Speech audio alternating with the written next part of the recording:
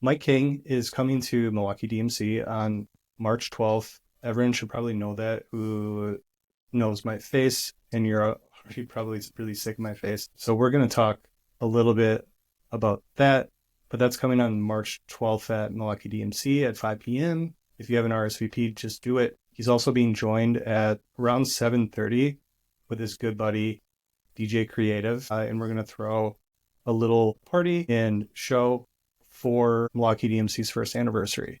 So join us for that. It's free for everyone. So we want to talk a little bit about the topic behind Mike King's session. And so Renee, thanks for joining. Renee is our programming director at Milwaukee DMC. One of my really good friends and probably the smartest SEO person I know. And I shouldn't even say probably, definitely. Let's start with a hard one. Or maybe it's easy. What is SEO as we know it? Thanks for having me, Tyler, and thank you for the kind words. We talk like this all the time, so why not record it and see what happens, right? Yeah. Okay, so this is a harder question than I thought it was going to be. I thought about it for a good period of time. And I think really where SEO is at is it's the same game, right? We're all playing this game. How do we get websites found on Google, primarily Google, so that we don't have to pay for advertising? But there are different players. It's not just Google anymore. We have to think about Bing. As much as people love to not think about Bing, you do. We have all these GPT search engine results.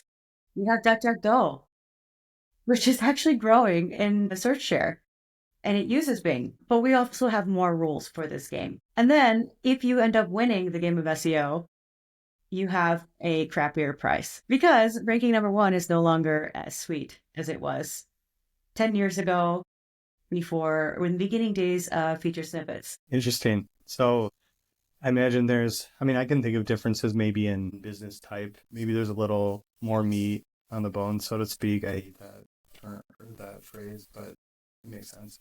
For local businesses, right? Like there seems like there might be more there or less taken over by, well, I mean, there's so much, there's so many links to Google products within search or ads or things that are not organic and bring you to a website. I mean, for local businesses, that's one thing, but I think the features within that are available through Google Business Profile are more conducive to and closer to revenue for the business. So it like doesn't really matter if someone goes to a website or not, if the user is okay with that experience, especially if it's like a service or a store that is something that someone decides on a very short cycle, purchase decision cycle. Like, yeah, informational. I mean, e-commerce is E-commerce. freaking wild right now. Publishers, you can't even apply to be in Google News anymore. You You have to be can't? invited or like found or like just automatically included.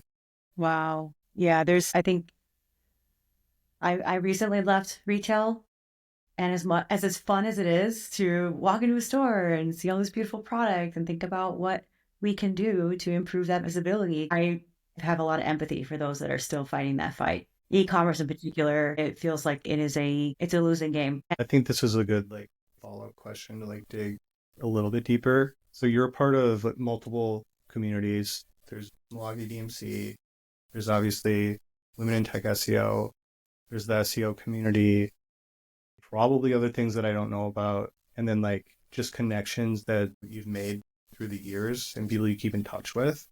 So what are other people experiencing right now? Like what are some, I mean, I'm sure there's a ton of things. What are some of the highlights? What are some of the common themes? Yeah, that's a great question. I know for e-commerce, spinning up programmatic category pages for long tail still works. I see that too So from my end. great. The data that I have availability to and some of the tactical things related to e-commerce that have been proven in the past, but like everything's shaken up now. Not everything. Yeah, that's a good one. Yep. But websites that were relying on more like top of the funnel, middle of the funnel content, like long form content pieces, that's where they can see, I think, like a 50% drop in visibility due to like the AI overviews, featured snippets, answer boxes, all the different enhancements that can now appear when you're looking Image for, yourselves. right? Exactly. Yeah. The list is only getting bigger of different enhancements that can now populate page one for those type of queries. That's brutal. That's really tough. You may rank number one, but you're not getting the same click-through rate if you're still trying to target long-form informational articles that become like a commodity. Yeah, I was like in a thread in the SEO community last night. It was like 10 p.m. Central Time, and I was just answering someone's question. Two other people had answered, and I added additional context. And someone who answered the question first mentioned that like click-through rates down across the board, period. You know, and I'm like, I think the question was related to brand search. I'm like, okay, that's a little dramatic, but like I get it. Like I would say something like that too because I'm frustrated. I'm over it. This sucks. I get that statement. It might not be down across the board, but if some other person hops in the chat and it's like, not for me, and like it drops like some like 100% numbers on a normal day, but like just give that person a break. They're obviously having like a really hard time, and so frustrated and just defeated, right? And they're just trying to commiserate. And you're just coming in here bragging about your 100% gains, bro. Yeah, I thought that was funny. And also put in the comment if you want my free template. I don't think it was that type of person, no, because then they were nice after that. But to that point, one of my favorite spaces to be in right now is startups, because when you talk about click-through rate being down, when you talk about, overall visibility of the brand in organic search through brand or non-brand keywords, when you talk about startups and they have a healthy budget, they're well-funded, they have great marketing leaders, great internal staff, they understand and what it takes, because the people who are in house at startups just cycle through them and they just like they're addicted to it. And what I love about that space is that you can just be super aggressive. You can do my strategy. Well, I can't even call it mine because it's like agency strategy. There's multiple people here who do incredible smart things that I don't even touch and that they innovate along with like our process. But what we do is we're barely looking at keywords anymore. Generally, topics, right? We're kind of using the approach that I think Tori Gray from Gray.company talked about in it must have been like Search Engine Land article, and using SEO data for digital intelligence. Guess what? There's more than SEO data that you can combine with it, and it's super awesome. And it's like it's inspired by her work. So like there's a lot of market stuff that we look at. We're even starting to create data around population data, or we're starting to create content around population data. And you would like a normal SEO would be like, oh, like what can we make programmatically based on that population data, right? How can we scale this? Uh-huh.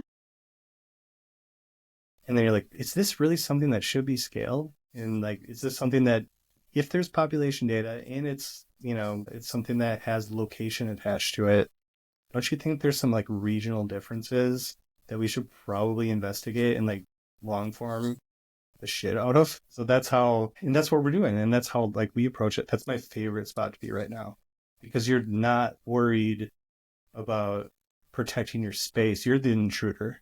You're the Yes. one encroaching. And like from that perspective, as the underdog, there's still like, so much opportunity. And once you're on top, I think that's where a lot of the anxiety is coming from. Or you're in e-commerce or retail, because that is messed up. It doesn't matter where you are. Um, yeah, you want to get in. I mean, even organic shopping, like I have data, and like I'm sure people would like really disagree with me. Like I have data where we're capturing every single card in the product carousel for something that results in purchases, and everything goes through paid. Oh God, nightmare. Yeah, to the same brand. And so like, yes, it's the first thing people see. Products might be different, right? I can't guarantee that those are right. But like it's so unethical to like, as if you're Google, to treat search that way. Like, Yes. well, you're treating companies that way and just like gouging cash just to meet quarterly revenue numbers, and it's just sick. Not in Yeah. a good way. No, not in a good way at all. Yeah. It's like if you're an MBA, I guess. I don't know. Well, I totally agree with you. So like, okay, so startups. I think one of the reasons why they are so successful or why you're enjoying working with them, and I'm part of a new startup now, is that there's you can't rest on your laurels. Therefore, you truly have to be the best, just like athletes or musicians. They're practicing every single day, right? They're not spending a whole month determining should we change this title tag It's or true. not, because we're so afraid that we're going to lose, right? Uh-huh. They have to rely on less information, more uncertainty, and that forces innovation and good data, a good decision making based on intuition rather than needing all the data and all the pieces. Yeah, I mean that's a piece of like what we're dealing with. Will Reynolds has tons of assets about this, and I have to call him out because he's like one of the three people that I would say like inform me the most about like what's going on in different spaces and like in the measurement and he's starting to like break into like um AI search engines or generative AI. But I would say more on the measurement side is how I've like traditionally been influenced by him specifically. But he has great resources about, hey, let's take a step back. Like what the heck are all these metrics that we're after? Like why are we trying to capture all this data? Why are we trying to perfect it? Why are we trying to present it as truth? And that's not helpful in any way. And it's something that's not going to inform anything different. And I mean, like I work with some organizations that are stuck here too, and it's like I'm trying to like encourage and inform and educate and try to get them out of here. But once you're there, it's hard. Like that's what your entire executive team is trained on these KPIs that you developed 10 years ago or something, or even longer than that. And you know, one, once you start trying to change that, and then maybe revenue bumps down one quarter, then things start to get questioned at a very aggressive level. So yeah, it's a tricky thing to bounce out of. But too much data, I agree. Good enough data is fine with me. Like I like two things. First, on the data side, I like things that inform me about things that I can't see through unscientific social listening or first party data. And then I like business data, zero party, anything that can come through to inform us of overall performance. Because I think this goes back to like state of SEO is like attribution has been messed up far longer than I've been involved in marketing, probably forever. And like everyone was just like cool with it, like last click, right? That's so unfair and like, but like nothing's better. People are starting to talk about MMM right now, and like that's not any better. I don't think it's just like new ways to try to attribute where like I just don't think you can. And like, No. and that's where and that's something I was pissed off about up until like a month ago. I was really mad about that. Yes, I you didn't were. think it was fair. It's not, but also it's not fair to like grab everyone's data and like track it and stuff. No, I think we just need better systems that look at like the more broader business level metrics, and then like yeah, like keep your SEO metrics like close if they help you, right? But if they're not driving you forward and helping you inform strategy or telling you what's working, what's not, you got to cut it out. Yes. And not be afraid to sunset and pivot. Right. Like sunset what's not working and pivot your strategy. Totally. And don't just like set and forget it. Actually come back to it. Was this successful or not? I think there's too much ego. There can still be a lot of ego There and is. emotion behind these decisions. Like, oh my gosh, and that comes with experience and just like putting that to the side. Like, what is the goal? What are we trying to achieve? How is this going to help our customer? Why do we deserve to rank? I think it's all kind of going back. And that's a way, I think that's how startups have to think. Why are we different? What makes us special? When's the last time you admitted you were wrong with Today, that? I'm sunsetting one of my strategies. Amazing. But you have the organizational maturity to accept that. I'm That excited. that's awesome. I'm excited because I'm showing, I'm modeling what I want to see from Hmm. others. I'm bringing it from a place of data and not emotion. It's Hey, amazing. this is what we tried to do. We were unsuccessful. Our hypothesis was wrong. Here's why. Here's what we're going to do about it. Here's what we're going to do instead. That will be much more effective. So I'm not trying to put, I said, this is what my old boss used to say, Ross Monahan, if you're out there, this is like, can't put lipstick on a pig. That's what I was trying to do. I was like, but what if we try this one more keyword? And what if we try this one little link? What if we try? No, it's Uh, done. It's done. RIP. What about you? When's the last time you made I it? can't remember, and that's not good. That's I can't know. Like if I'm honest, I can't remember. Related to like SEO stuff with like other work things, like I feel like I do because I don't want to like have an ego about relationships internally. But the last time that I said I wasn't right about, I don't know when the last time it is that I like made a large decision on strategy. It's mostly just proposals, right? Like just presenting data of like what's likely to work or what like things to consider. And then people just kind of choose. Like maybe we need to be more pushy about that. But I can't remember. So maybe that's my goal tomorrow. I'll figure out what I'm wrong about because I'm sure there's a lot. I know there's a lot. Yeah, that's a good one. it's about confidence, conviction, competence. Pick a C word. When I mean we're interviewing people, one of my questions, or at least one of the things that I touch on, is like it's okay to be wrong. I see that as a strength when you're admitting that you were wrong about something.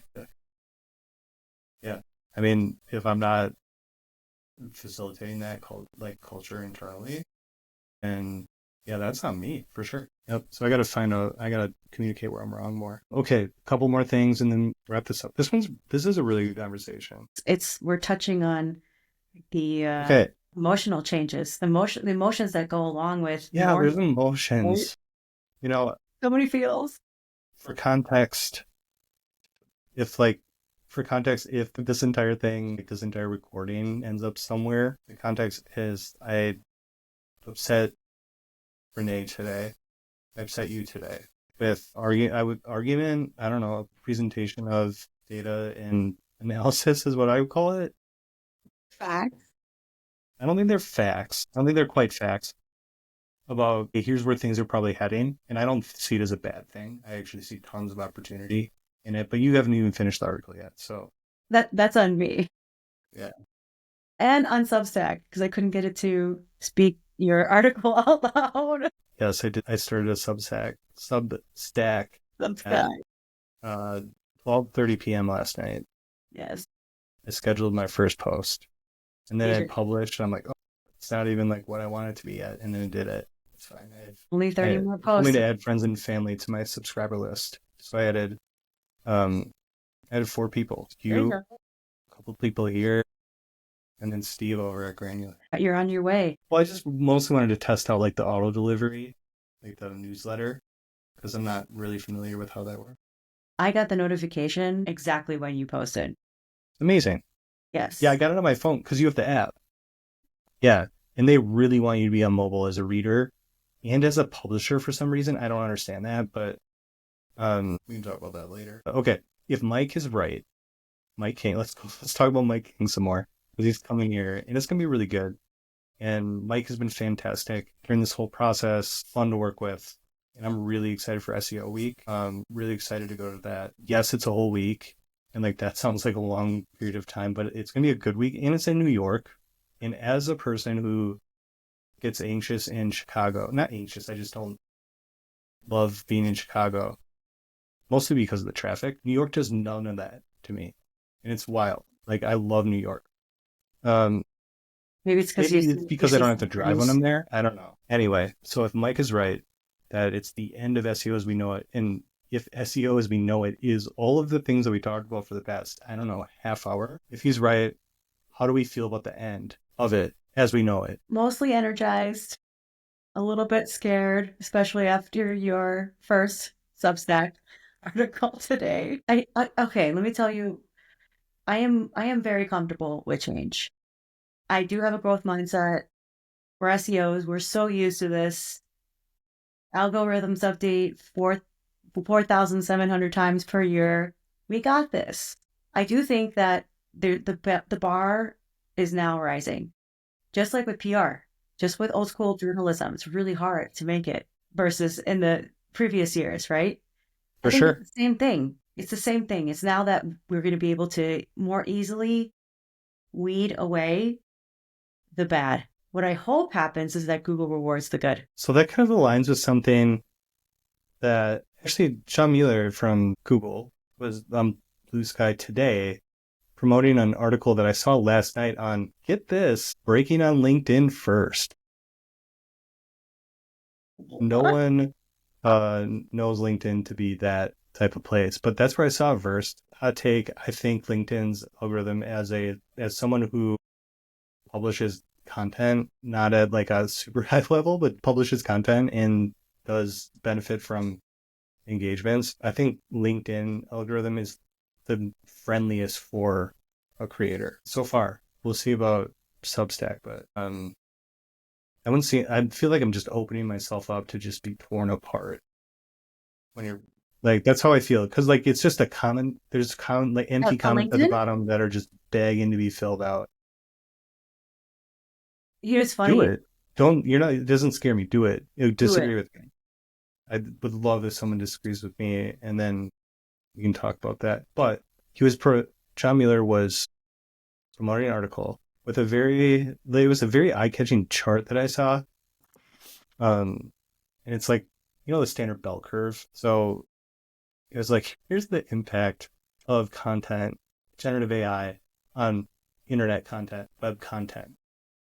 And that bell curve has turned into like a plateau, close to a plateau, and then a steep drop over on the awesome content side.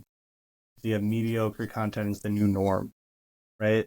And that mediocre content was the bread and butter for 95% of all SEO that I've ever seen in my life. And I think that aligns with what you're saying, Renee. Like, that's just not going to cut it. Yeah. It's not going to Yeah. cut. I'll tell you this. I'm trying, as a startup, I'm trying to break into a new topic, build authority from scratch. And I had the option. Renee, do you want to hire writers? We can pump out blog posts. We can get all this traffic. My answer was no. Now, if you're saying I can buy the publisher, I will pull an SEM rush, Or an Amazon or any other right? public company yeah, they all own media companies. Yeah, you want to control the narrative. That's the new growth hack. I don't know if that's new. Like, that's been certainly, yeah, it's certainly something. I don't know. I don't think you do it for profit. I don't think you profit from owning a media company. Maybe. I don't know. That seems hard.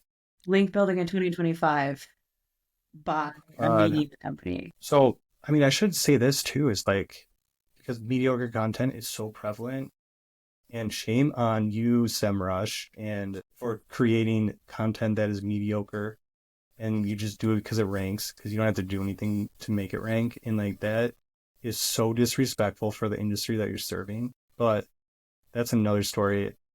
Part of the reason why we don't work with them anymore. And like I would tell that to everyone in the world. The reason why I spent 5 hours in the middle of the night just like typing something up was part to have a take that was documented and written down before Mike comes and speaks, because it's going to be good. And like I think we're going to have a lot of thoughts.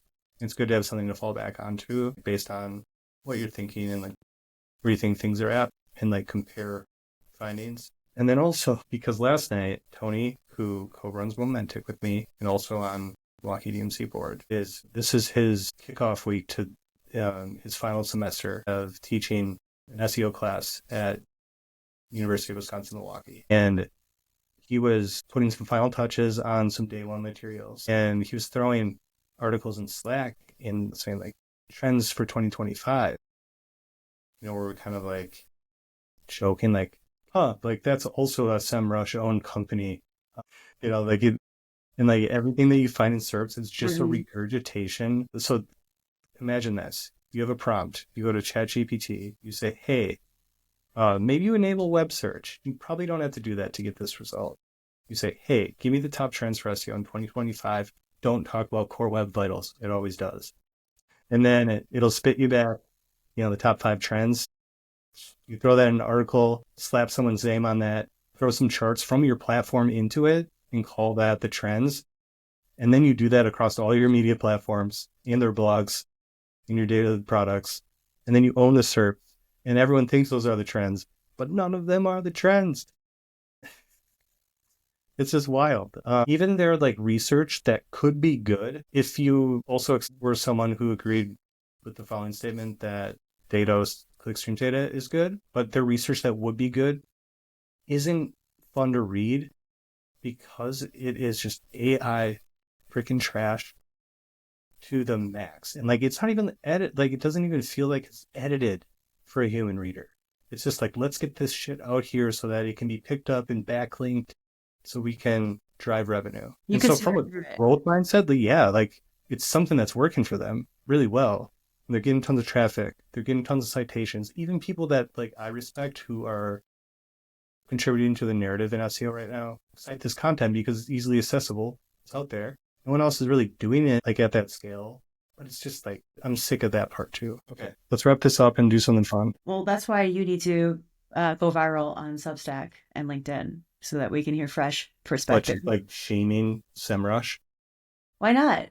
I mean, it's no different. Tyler, it's not different than what we would do like 10, 12 years ago with Kissmetrics or Neil Patel. What's the difference? I mean, ChatGPT does try, even in deep research, does really want to look at Neil Patel.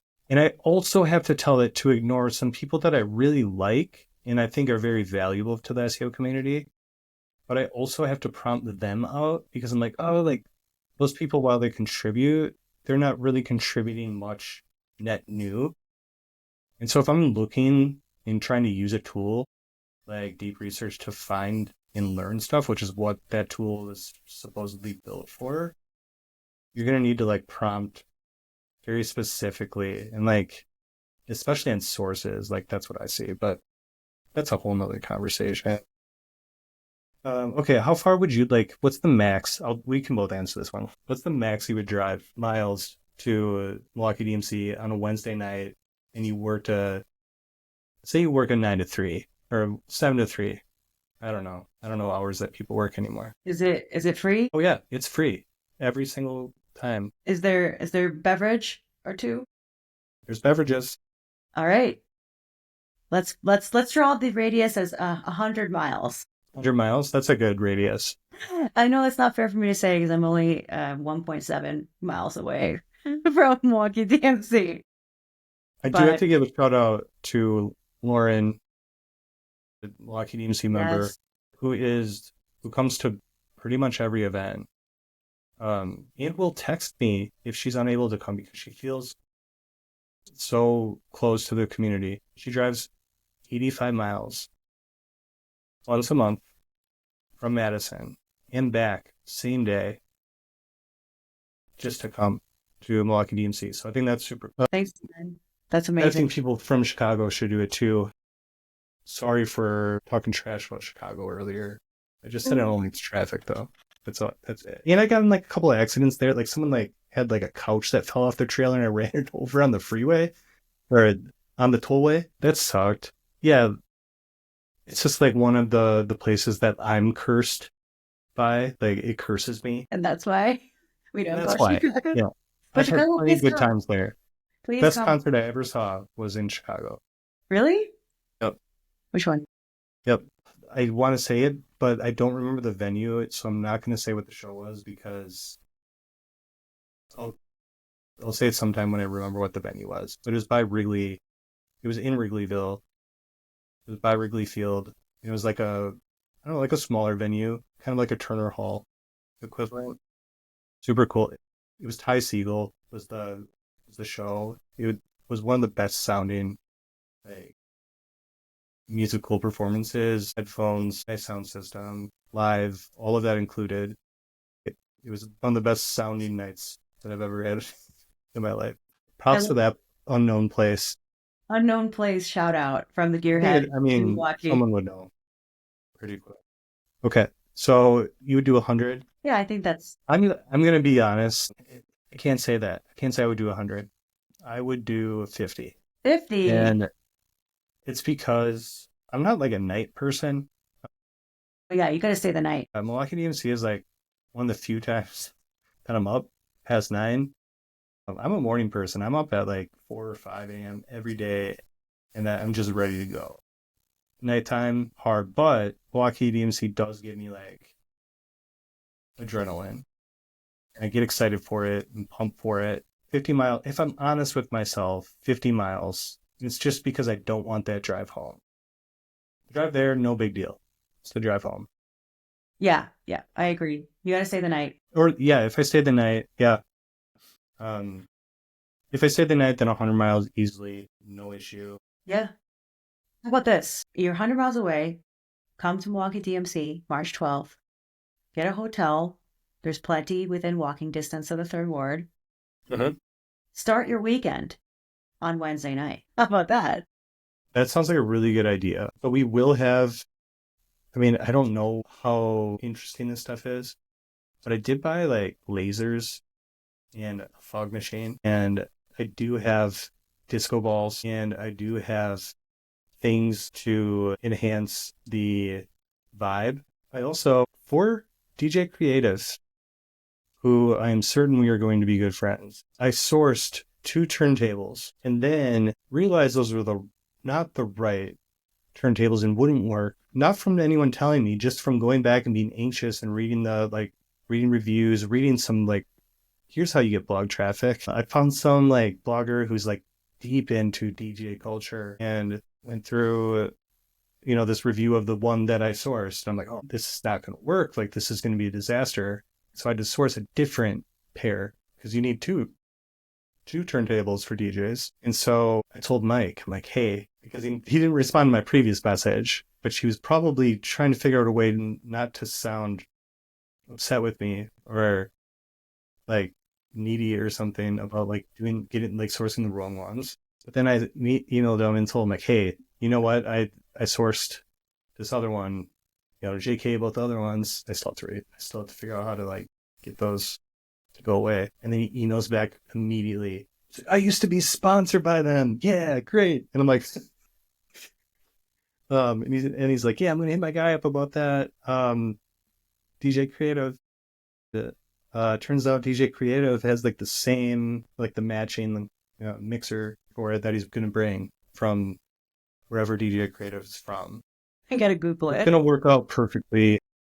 This is what this sound system that we installed at DMC was made for. So I'm pumped for that. It's gonna be fun. It's gonna be something new, and I hope people come out to just like experience what DMC is like normally, and then the after piece. And guess what? Like we'll probably be wrapped up by like 8:15. So it's not gonna be a late night or later. I don't know.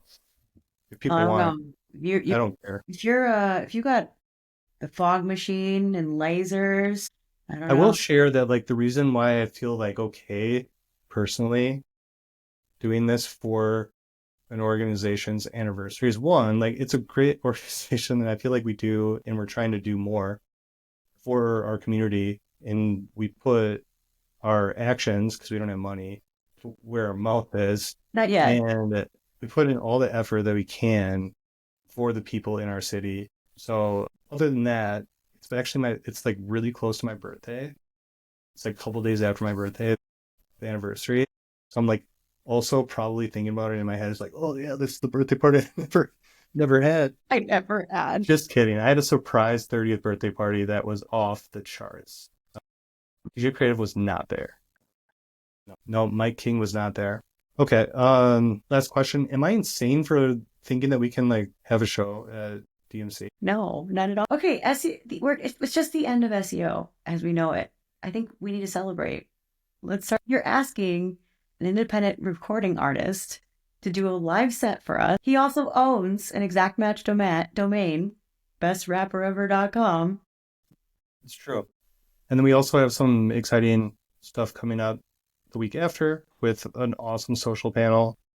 All local people, all very experienced, have insights from enterprise. We're gonna focus on enterprise, B2C, B2B strategy, community. It's like community strategy, like all Yeah. that stuff. That's gonna be awesome. We have Martha Van Berkel coming from Ontario, close to Toronto, to Milwaukee, to talk about schema, which is suddenly a hot topic again in SEO. That's awesome. And then we have tons of good stuff after that. Some really good friends from Seer Interactive, really respect what they're doing over there and how they're innovating. We have Noah Lerner from the SEO community coming to join us. No, Talk about Looker Studio and measurement and dashboards. We're going to do a workshop. We're going to make that one interactive. And then Jordan Keene from Previsible and I are currently planning something really cool in August to kick off the Packers season. let that go. So those are all cool things coming up that people have to look forward to. Yeah, I really appreciate that. You've spent so much time making sure that the production, programming, spot on, and we're balancing having speakers that are local as well as international. So thank Correct. you. Thank Yeah. you for everything you do. And Thank you. happy early birthday to you, to Milwaukee DMC. What Yeah. else? I guess enjoy our final week of SEO. All right, cool. Have a great one. Talk to you next time. And then, did you RSVP?